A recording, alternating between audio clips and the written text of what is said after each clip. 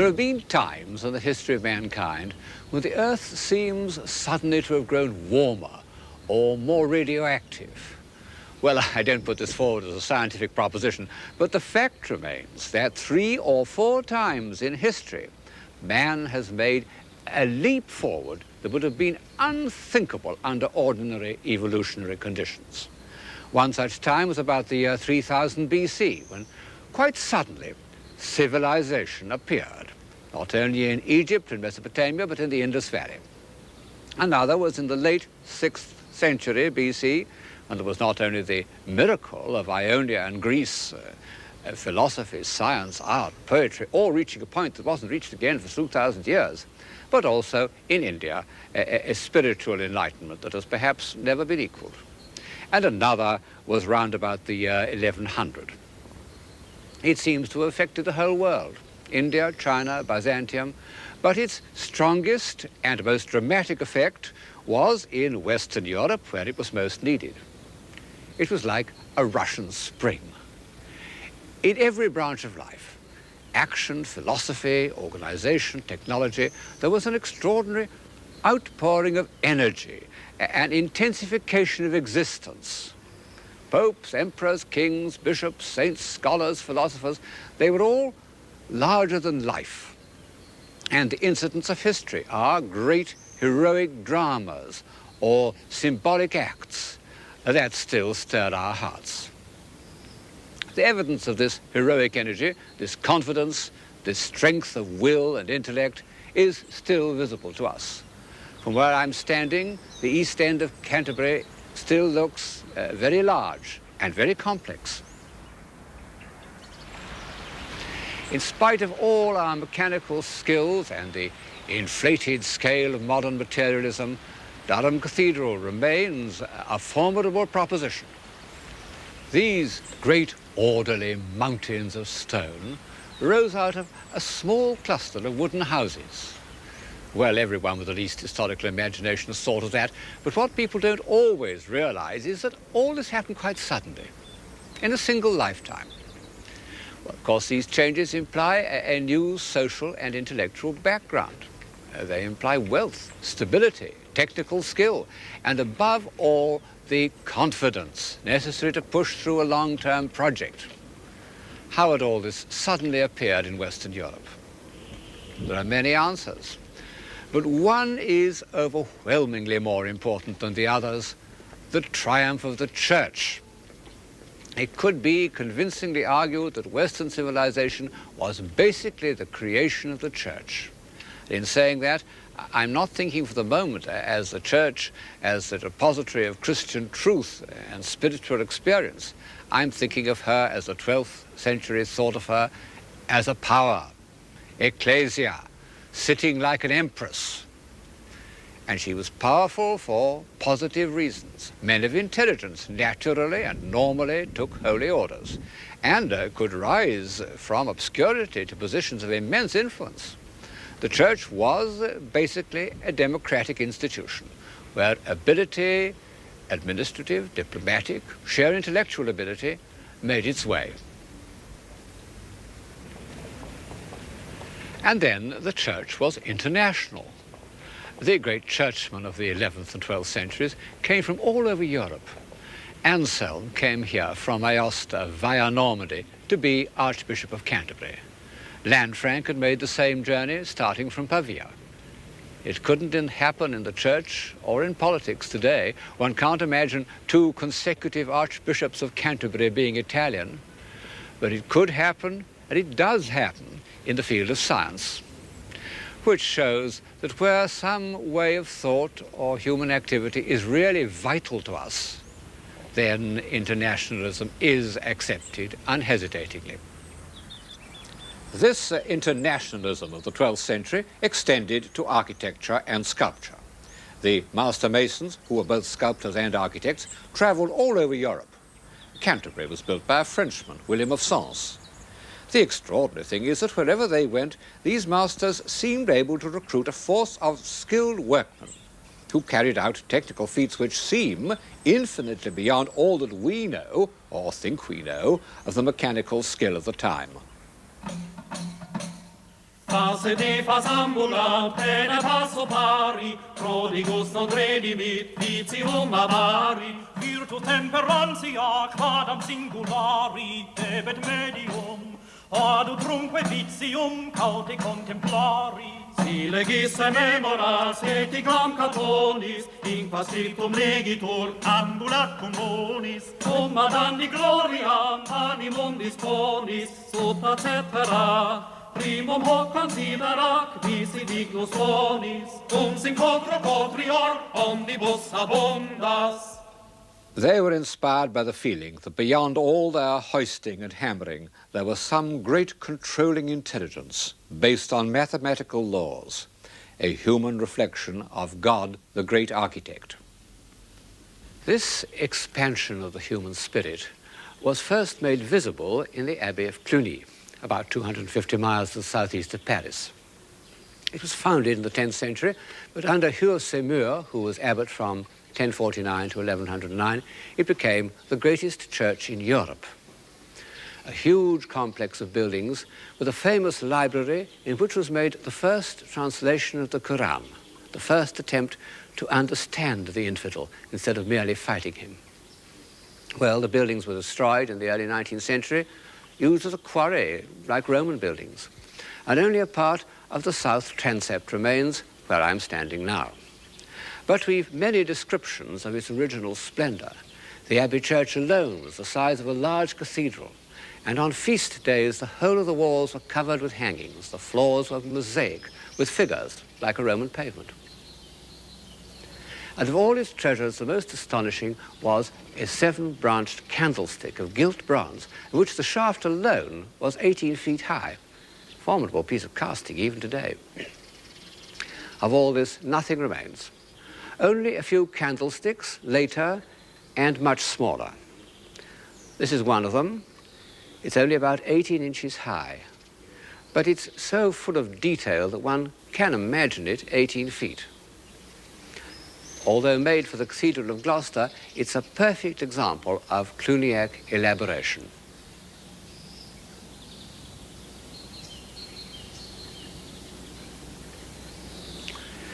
Well, this first great eruption of ecclesiastical splendor was unashamedly extravagant. Apologists for the Cluniac style tell us that all the decoration was subordinated to philosophic ideas. My general impression is that the invention which boiled over into sculpture and painting in the early 12th century was self-delighting. As with the similar outbursts of the Baroque, one can think up ingenious interpretations of the subjects, but the motive force behind them was simply irrepressible, irresponsible energy. The Romanesque carvers were like a school of dolphins. All this we know, not from the mother house of Cluny itself, but from the dependencies that spread all over Europe. There were over 1,200 of them in France alone. And I'm sitting in the cloisters of a fairly remote one, the Abbey of Moissac in southern France, which was important because it was on the pilgrimage route to Compostela. The carvings have much that is typical of the Cluny style. The sharp cutting, the swirling drapery, the twisting line, as if the restless impulses of the wandering craftsmen, the goldsmiths of the Viking conquerors, still had to be expressed in stone. You can see this on the mullion of the door with its fabulous beasts. When one considers that they were once brightly colored, because the Cluniac ornament seems all to have been painted, and the manuscripts show what kind of color it was, they must have looked even more fiercely Tibetan than they do today. And I can't imagine that even the medieval mind, which was adept at interpreting everything symbolically, could have found much in them of religious meaning. But what has this column to do with Christian values, with compassion or charity or even hope? It's not at all surprising that the most influential churchman of his day, St. Bernard of Clairvaux, should have become the bitter and relentless critic of the Cluniac style. Some of his attacks are the usual Puritan objections, as when he speaks of the lies of poetry, words that were to echo through the centuries and become particular favorites in the new religion of science. But St. Bernard had an eye, as well as an eloquent tongue. And in the cloisters, he says, under the eyes of the brethren engaged in reading, what business have those ridiculous monstrosities, that misshapen shapeliness and shapely misshapenness, those unclean monkeys, those fierce lions, those monstrous centaurs, those semi-human beings? Here you see a quadruped with the tail of a serpent, there a fish with the head of a bird. In short, there appears on all sides so rich and amazing a variety of forms that it is more delightful to read the marbles than the manuscripts, and to spend the whole day in admiring these things piece by piece, rather than in meditating on the divine law.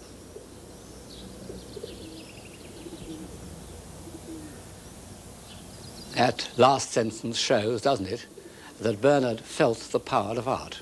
And in fact, the buildings done under his influence in the Cistercian style are closer to our ideals of architecture than anything else of the period. Alas, most of them are abandoned and half ruined simply because it was part of St. Bernard's ideal that they should be built far from the worldly distractions of towns. And so when, after the French Revolution, town monasteries were turned into local churches, the Cistercian monasteries fell into ruins. And yet it's there that the spirit of monasticism has survived.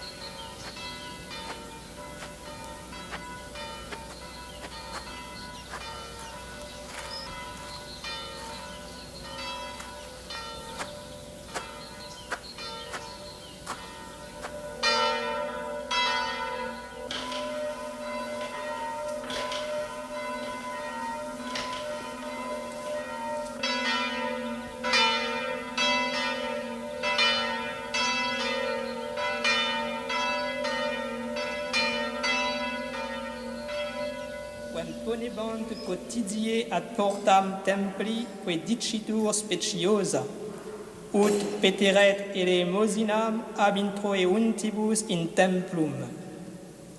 Is cum vidisset Petrum et Ioannem incipientes introire in templum, rogabat ut elemosinam acciperet. Intuens autem in eum Petrus cum Ioanne dixit: respice in nos, at ille intendebat in eos sperans se aliquid accepturum abeis. Petrus autem dixit: argentum et aurum non est mihi, quod autem abeum obtibido.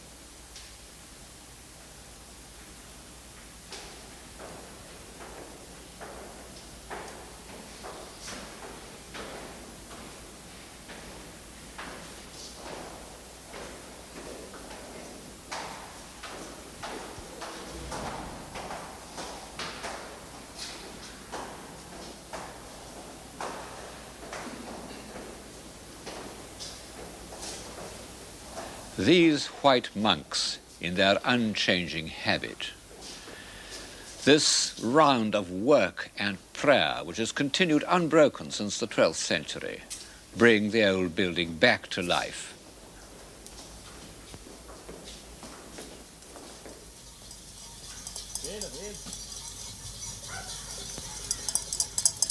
It's a way of life that is concerned with an ideal of eternity, and that is an important part of civilization. But the great thaw of the 12th century was not achieved by contemplation alone, that can exist at all times, but by action, a vigorous, violent sense of movement, both physical and intellectual. On the physical side, this took the form of pilgrimages and crusades. Well, I think they're one of the features of the Middle Ages which is hardest for us to understand.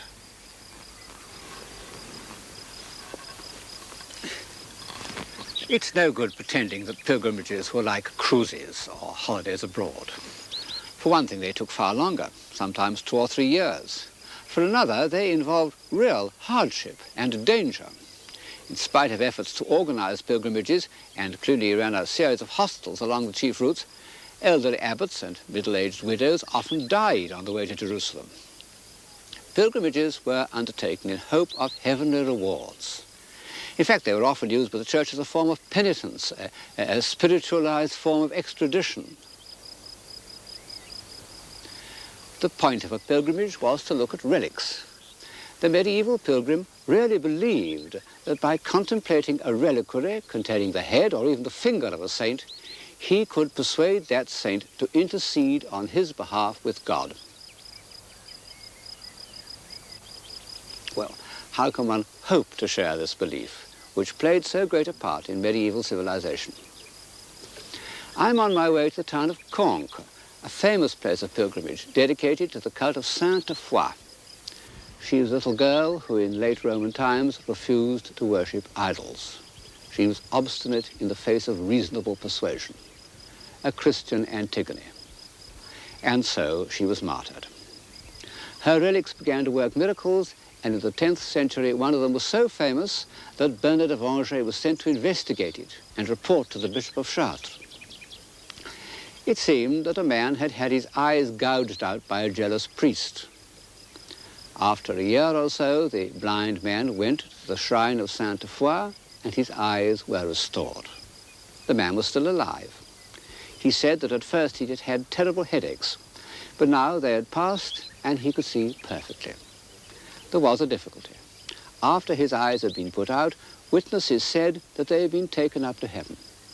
Some said by a dove, others by a magpie. That was the only point of doubt. The report was favorable. A fine Romanesque church was built at Conques, and in it was placed this strange Eastern-looking figure to contain the relics of Sainte Foy, a golden idol studded with gems. How ironical that this little girl, who was put to death for refusing to worship idols, should have been turned into one herself. That the very head should be a gold mask of a late Roman emperor. Well, that's the medieval mind. They cared passionately about the truth, but their sense of evidence was different from ours. From our point of view, nearly all the relics in the world depend on some completely unhistorical assertion. And yet, they, as much as any factor, led to that movement and a diffusion of ideas from which Western civilization derives part of its momentum. Of course, the most important place of pilgrimage was Jerusalem. After the 10th century, when a strong Byzantine empire made the journey practicable, pilgrims used to go in parties of 7,000 at a time. And this is the background of that extraordinary episode in history, the First Crusade. Because, although other factors may have determined its course, Norman restlessness, the ambitions of younger sons, economic depression, all the factors that make for a gold rush, there can be no doubt that the majority of people joined the crusade in a spirit of pilgrimage. Among many things they brought back from the East were Persian decorative motifs, which were combined with the rhythms of northern ornament to make the Romanesque style. I see these as two fierce beasts tugging at the carcass of Greco-Roman art. Very often one can trace a figure back to a classical original, but it has been entirely tugged out of shape, or perhaps one should say into shape. by these two new forces.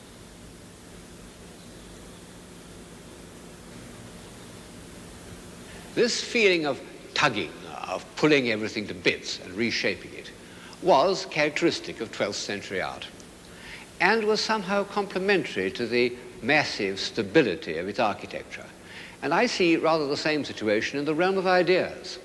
The main structure of the Christian faith was unshakable, but around it was a play of minds, a tugging and a tension that has hardly been seen since, and was, I think, one of the things that prevented Western Europe from growing rigid, as so many other civilizations have done. It was an age of intense intellectual activity. To read what was going on in Paris about the year 1130 makes one's head spin. And at the center of it all was the brilliant, enigmatic figure of Peter Abelard, the invincible arguer, the magnetic teacher. Abelard was a star. Like a great prize fighter, he expressed contempt for anyone who met him in the ring of open discussion. The older medieval philosophers, like Anselm, had said, "I must believe in order that I may understand." Abelard took the opposite course. "I must understand in order that I may believe." He said, "By doubting we come to questioning, and by questioning we perceive the truth." Strange words to have been written in the year 1122. Of course, they got him into trouble. Only the strength and wisdom of Cluny saved him from excommunication. He ended his days calmly in a Cluniac house, and after his death, the abbot of Cluny wrote to Heloise saying that she and Abelard would be reunited where, beyond these voices, there is peace.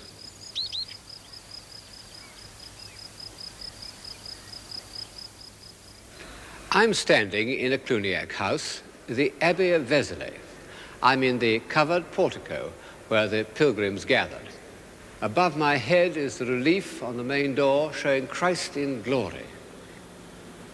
He's no longer the judge, as at Moissac, but the Redeemer. Vézelay's full of sculpture, on the doors, on the capitals, everywhere. But fascinating as this is, one forgets about it when one looks through the door at the architecture of the interior.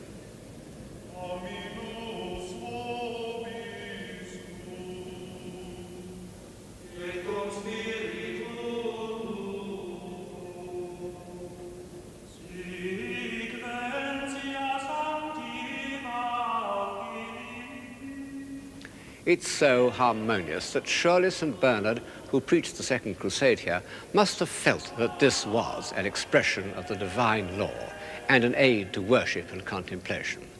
It certainly has that effect on me.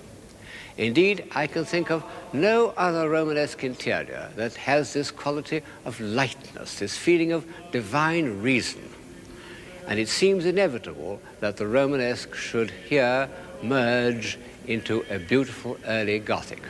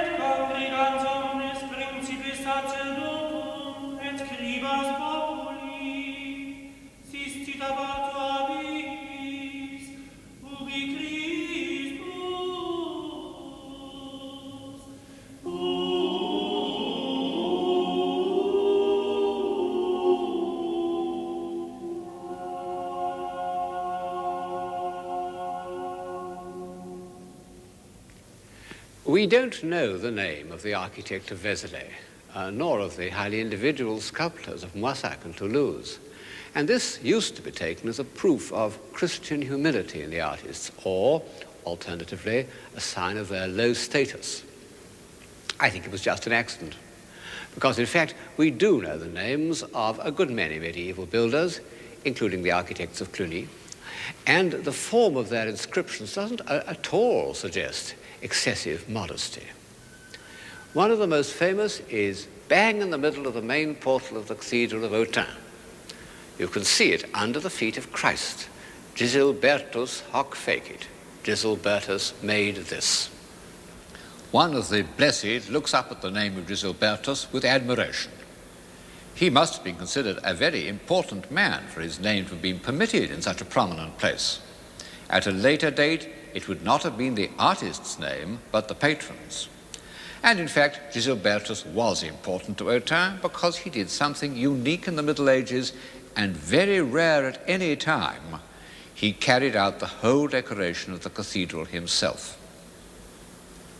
This extraordinary feat was in keeping with his character as an artist. He wasn't an inward-looking visionary like the Moissac master. He was an extrovert. He loves to tell a story, and his strength lies in his dramatic force. Look at the row of the damned under the feet of their judge. They form a crescendo of despair. They're reduced to essentials in a way that brings them very close to the art of our own time, a likeness terrifyingly confirmed by these gigantic hands that carry up the head of a sinner as if it were a piece of rubble on a building site. The capitals also have this vivid narrative quality. They contain rich pieces of ornament, but in the end, it's the story that counts. Look at this charming donkey, and at the protective way in which the Virgin holds the Christ child on their journey to Egypt.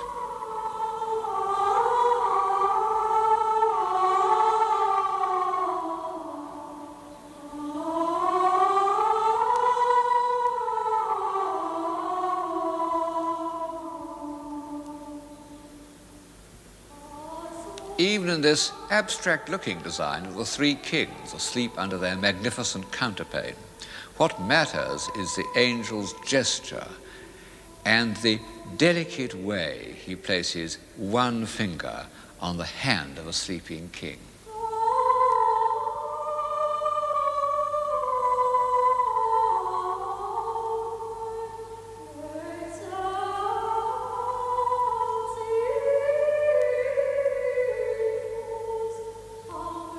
Like all storytellers, he had a taste for horrors, and he went out of his way to depict them.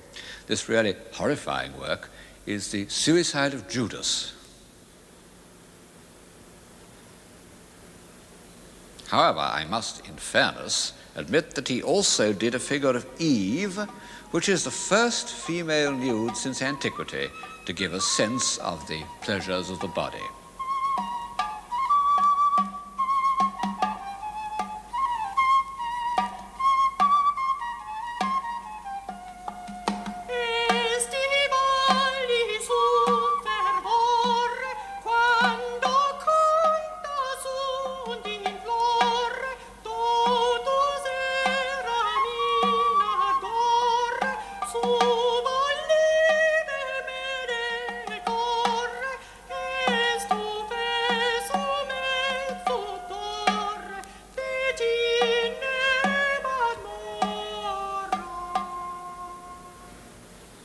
The work of Gisilbertus was finished in about 1135, and by that time a new force had appeared in European art, the Abbey of Saint-Denis.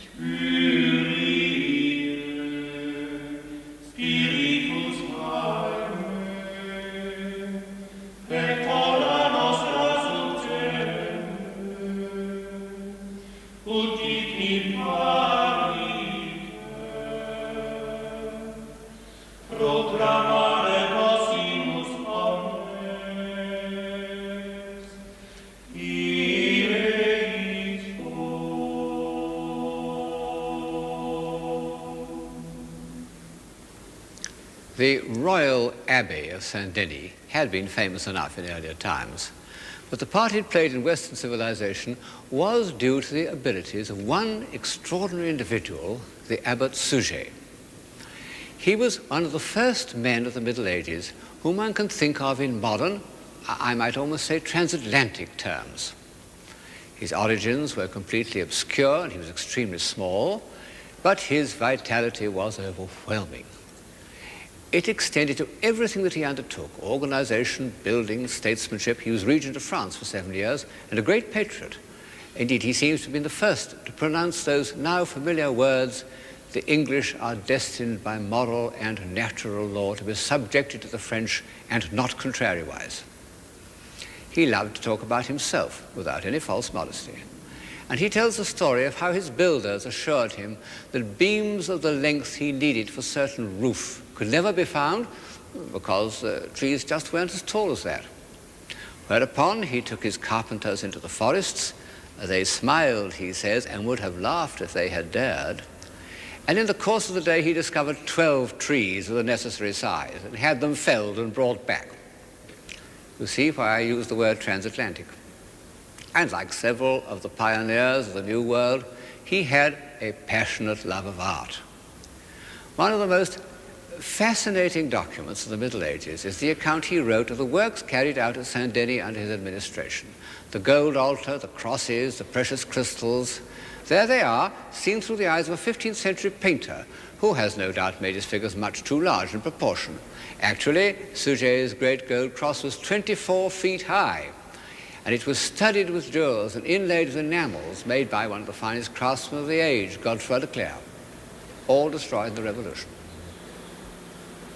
All that is left of Suger's treasures is a few of the sacred vessels, like this Egyptian porphyry jar, which he tells us he found forgotten in a cupboard.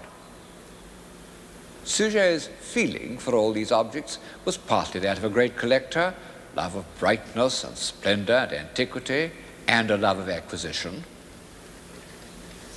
But he was not merely a collector. He was a creator. His work had a philosophic basis that is very important to Western civilization. Suger accepted the belief that we could only come to understand the absolute beauty, which is God, through the effect of precious and beautiful things on our senses. He said, "The dull mind rises to truth through that which is material." Well, this was really a revolutionary concept in the Middle Ages. It was the intellectual background of all the sublime works of art of the next century, and in fact has remained the basis of our belief in the value of art until today. In addition to this revolution in theory, Suger's Saint-Denis was also the beginning of many new developments in practice, in architecture, in sculpture, in painted glass. But one can still see that Suger introduced, perhaps really invented, the Gothic style of architecture. Not only the pointed arch, but the lightness of high windows, what we call the clear story. Bright, he says, is the noble edifice that is pervaded by new light. And in these words, he anticipates all the architectural aspirations of the next 200 years. Alas, the exterior of Saint-Denis doesn't look too bright today. It's been knocked about and restored and is now engulfed in a squalid industrial suburb. To form any notion of its first effect on the mind, one must go to Chartres.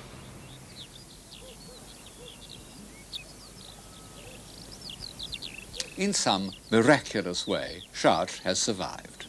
Fire and war, revolution and restoration have attacked it in vain.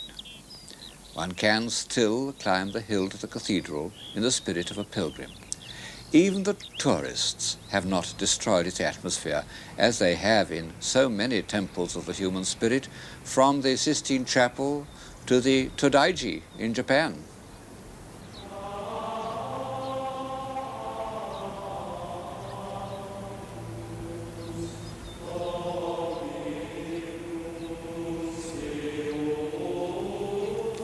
The South Tower is still more or less as it was when it was completed in the year 1164. It's a masterpiece of harmonious proportion. Was this harmony calculated mathematically? Well, ingenious scholars have produced a system of proportions based on measurements, but it's so complex that I find it very hard to credit.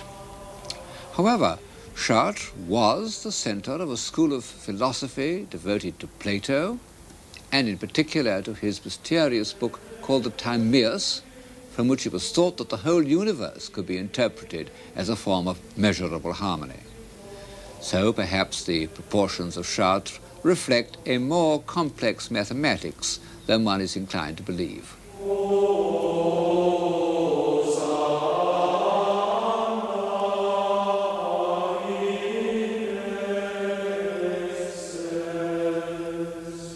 Chartres contained the most famous of all relics of the Virgin, the actual tunic she had worn at the time of the Annunciation. From the first, this relic had worked miracles, but it was only in the 12th century that the cult of the Virgin began to appeal to the popular imagination. I suppose that in the earlier centuries, life was simply too rough. At any rate, if art is any guide, and in this series I am taking it as my guide, the Virgin played a very small part in the minds of men during the 9th and 10th and even the 11th centuries. The Romanesque churches we've been looking at were dedicated to saints whose relics they contained, St. Etienne, St. Lazarus, St. Denis, and Mary Magdalene, none of them to the Virgin. Then, after Chartres, almost every great church in France was dedicated to her. Paris, Amiens, Reims, Rouen, Beauvais. What was the reason for this sudden change? Well, I think the cult of the Virgin must have come from the East, because all the early representations of the Virgin as an object of devotion are in a markedly Byzantine style. This is a page from a manuscript from Pt2, the community of St. Bernard. And St. Bernard was one of the first men to speak of the Virgin as an ideal of beauty and a mediator between man and God. But certainly a strong influence in spreading the cult of the Virgin was the beauty and splendor of Chartres. The main portal of Chartres is one of the most beautiful congregations of carved figures in the world. The longer you look at it, the more moving incidents, the more vivid details you discover. I suppose the first thing that strikes anyone is this row of pillar people. In naturalistic terms, as bodies, they're impossible, and the fact that one believes in them is a triumph of art. The sculptor was not only a man of genius, but one of great originality. He must have begun carving when style was dominated by the violent, twisting rhythms of Cluny, and he's created a style as still and restrained and classical as the Greek sculptors of the 6th century BC.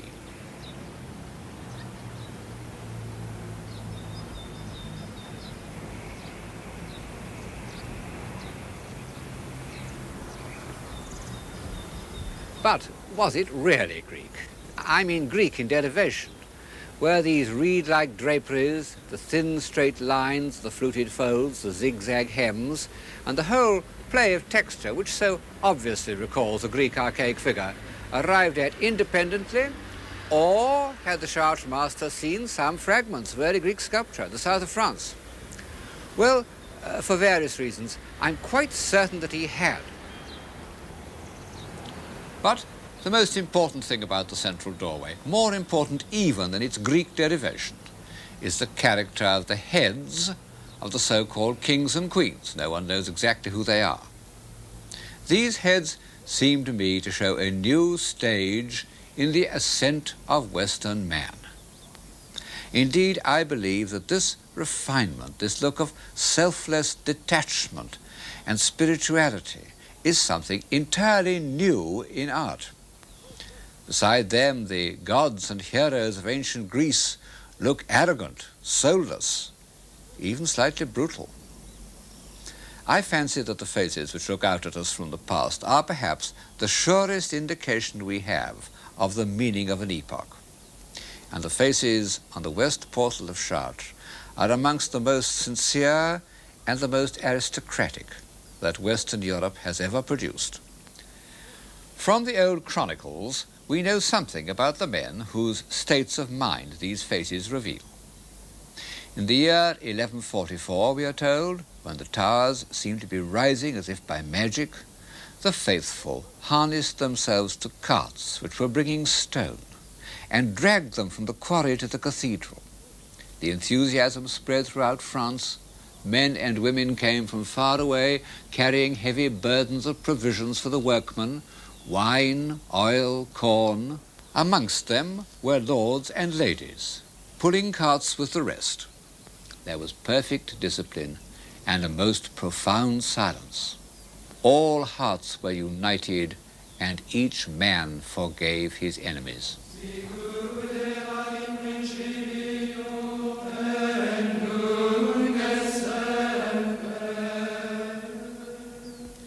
Its very construction was a kind of miracle. The old Romanesque church had been destroyed by a terrible fire in 1197. Only the towers and the west front remained. And the people of Chartres feared that they had lost their precious relic. Then, when the debris was cleared away, it was found intact in the crypt. And the Virgin's intention became clear, that a new church should be built, even more splendid than the last. The building is in the new architectural style to which Suger had given the impress of his authority at Saint-Denis, what we call Gothic. Only at Chartres the architect was told to follow the foundations of the old Romanesque cathedral, and this has meant that the Gothic vaulting had to cover a space far wider than ever before. It was a formidable problem of construction, and in order to solve it, the architect has used the device known as flying buttresses, one of those happy strokes where necessity has led to an architectural invention of marvelous and fantastic beauty.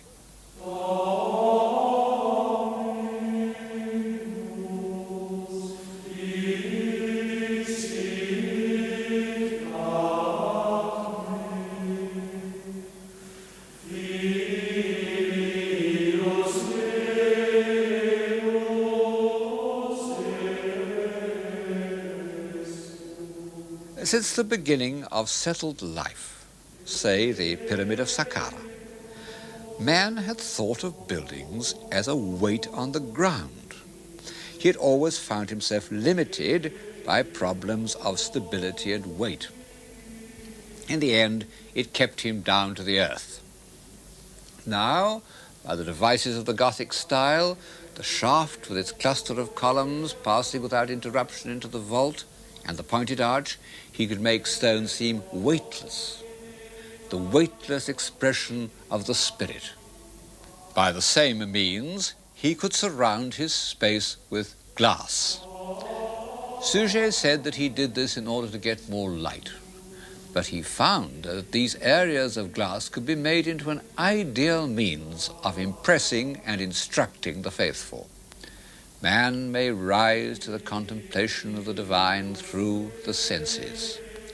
Well, nowhere else, I think, is Suger's favorite saying so convincingly illustrated as it is in Chartres Cathedral. As one looks at the painted windows which completely surround one, they seem almost to set up a vibration in the air.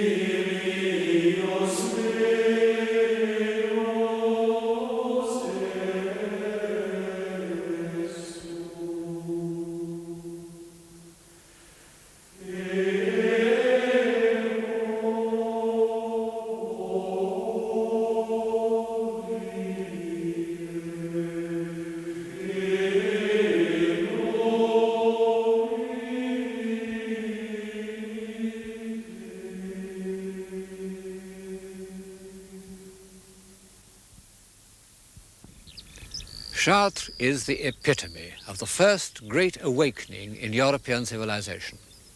It's also the bridge between Romanesque and Gothic, between the world of Abelard and the world of St. Thomas Aquinas, the world of restless curiosity and the world of system and order.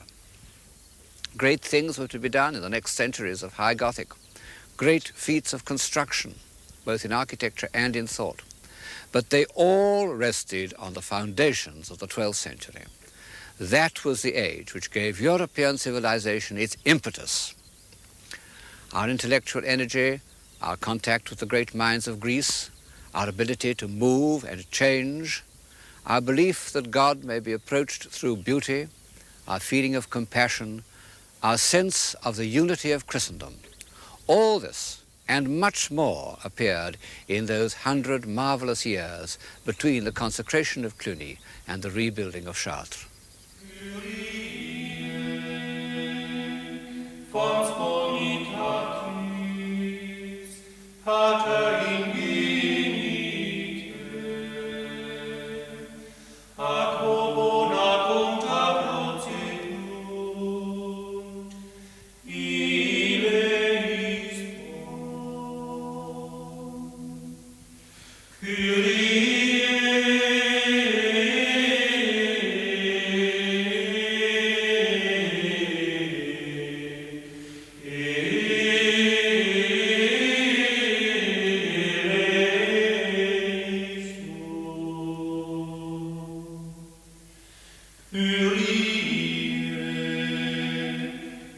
Cepti fornis, dans ton